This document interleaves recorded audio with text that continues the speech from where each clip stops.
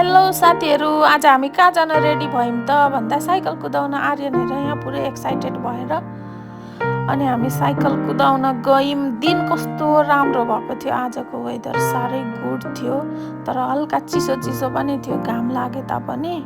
तर पनि हामी गयौँ। यहाँ चाहिँ आर्यनले सबै गाउँ देखाइराख्नु भएको छ। अहिले त जता हेऱ्यो त्यतै राम्रो क्या, सबैतिर हरियै हरियो मात्र। ओ माई गड, कस्तो राम्रो देखेको हेर्नु त गाउँ पनि। सबतिर झारहरू काटेर मान्छेले कस्तो मजाको देखेको। अनि आर्यन चाहिँ यहाँ मक्ख परेर साइकल देखाइराख्नु भएको छ। अस्ति भर्खर किनेको नि त नयाँ साइकल, त्यही भएर होला। अनि एकदम रमाइलो भयो। आज चाहिँ हाम्रो छुट्टीको सदुपयोग गरेको है साथी हो हामीले चाहिँ।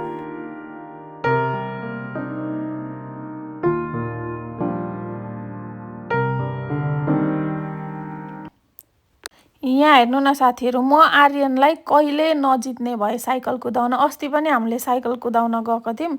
आर्यन चाहिँ मलाई छोडेर कहाँ अघि 5 मिनट 10 मिनट अगाडि आइसक्नु भएको हुन्छ अनि यसरी नै पर्खेर भिडियो लिएर बस्नुभएको हुन्छ। म त खोइ मोटाएर हो कि के भएर साइकल कुदाउनै सक्दिनँ हौ। यहाँनेरि चाहिँ के भएर हो नि मैले आर्यनलाई जितेँ। ऊ हेर कसरी लिएर आइराख्नु भएको छ साइकल। ओ माई गड, बिचरा साँच्चै गलेको जस्तै देखिएको यहाँनेरि चाहिँ। म चाहिँ यहाँ गलेर कस्तो राम्रो हावा चलेको। सिरिरिरिरिरिरिरि गल्यो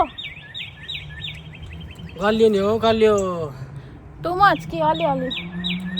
अनि यहाँ चाहिँ हामीले रुखको फेदमा बिसायौँ। कस्तो मजाको चरा कराइरहेको थियो, हावा पनि सरर आइरहेको थियो। अनि फोटोहरू पनि खिच्यौँ एक दुईवटा। हेर्नु चाहिँ कस्तो राम्रो हावा चलेको थियो क्या त्यहाँनेरि। अनि आजको दिन हाम्रो यसरी नै बित्यो साथीहरू। Thank you for watching, bye by.